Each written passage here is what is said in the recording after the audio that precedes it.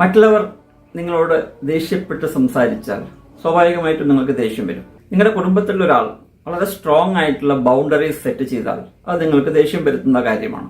നിങ്ങൾ ആരെങ്കിലും വിളിച്ചാൽ അവർ നിങ്ങളുടെ ഫോൺ കോൾ റിപ്പീറ്റഡ്ലി അറ്റൻഡ് ചെയ്യുന്നില്ല എന്ന് കരുതുക. അത് നിങ്ങൾക്ക് വളരെയധികം വിഷമമുള്ള കാര്യമാണ്. പക്ഷേ ഇതെല്ലാം ഒരു സാധാരണ മനുഷ്യനാണോ ചെയ്യുന്നത്, അല്ല ആങ്സൈറ്റി ഡിപ്രഷൻ ഉള്ള ഒരു വ്യക്തിയാണോ ചെയ്യുന്നത് എന്ന് നമ്മൾ തിരിച്ചറിയണ്ടേ?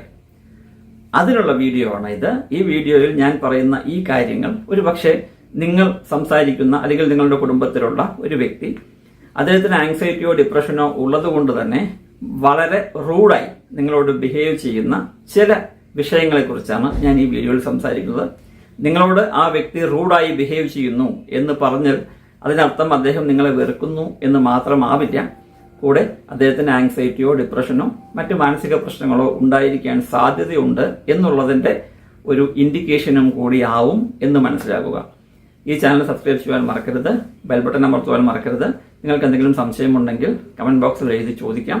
ഈ ഷോർട്സിന്റെ പൂർണ്ണരൂപമായ വീഡിയോ കാണുവാൻ ഡിസ്ക്രിപ്ഷനിൽ ലിങ്ക് ഉണ്ട്, അതിൽ ക്ലിക്ക് ചെയ്യാം.